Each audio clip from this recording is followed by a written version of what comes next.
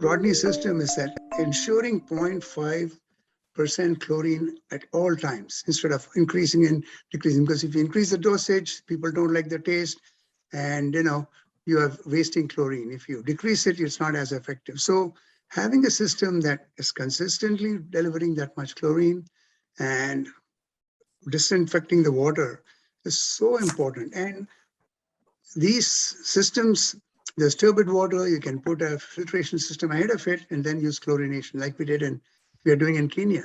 The very turbid water was coming from the bore well. So we put a filtration system and then we use chlorination. And that community of 500 kids in a school was getting sick frequently. Now they are having clean water.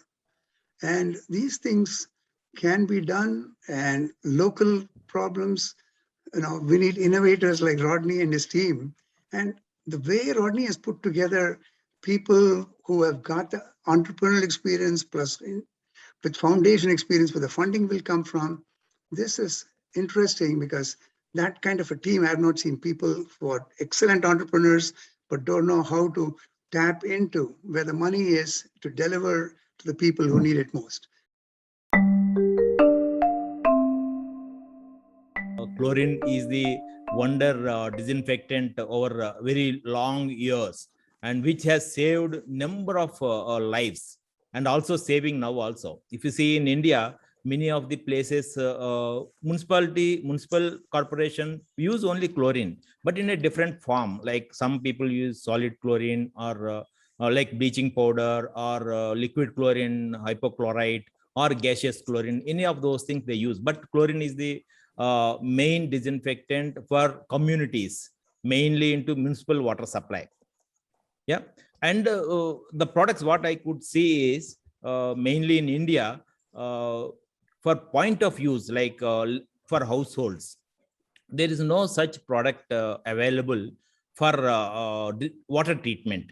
But chlorine alone may not do the work. It has to be a filtration system, sediment filtration, then carbon filtration, then disinfectant should be there.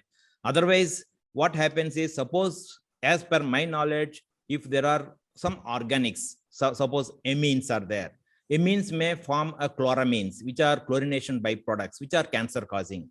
So how do we eliminate those things if you directly chlorinate it?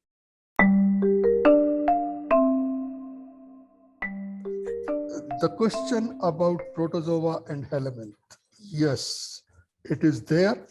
But if we follow the philosophy of water treatment, and it should be a multi-barrier approach to be followed. Multi-barrier approach contains first source protection, then sedimentation, filtration, and then the disinfection comes in picture.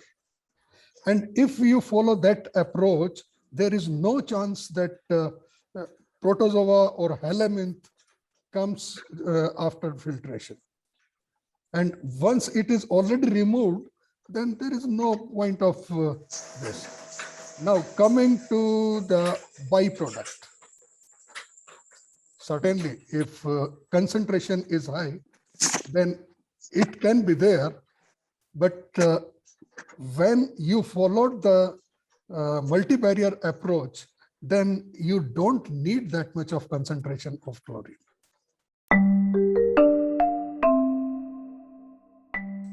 Observed here, chlorination cannot be standardized because again, I'll quote Lalit Sharma ji, who is a veteran in this field.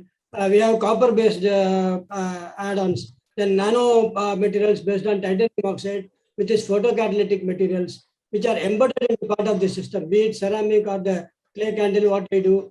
These are all the nanoparticles which are now creating a big wave in the industry, that you embed it as part of the candle or part of the system.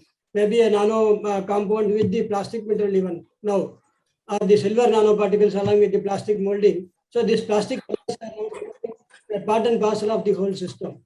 So chlorination is always a danger now, number one, as there are the other fallbacks of excess chlorine. And what does it do? The reactions with other elements in the water, which we don't know. Water is a very complex subject. And again, looking at the Indian context, It has to be tailor-made.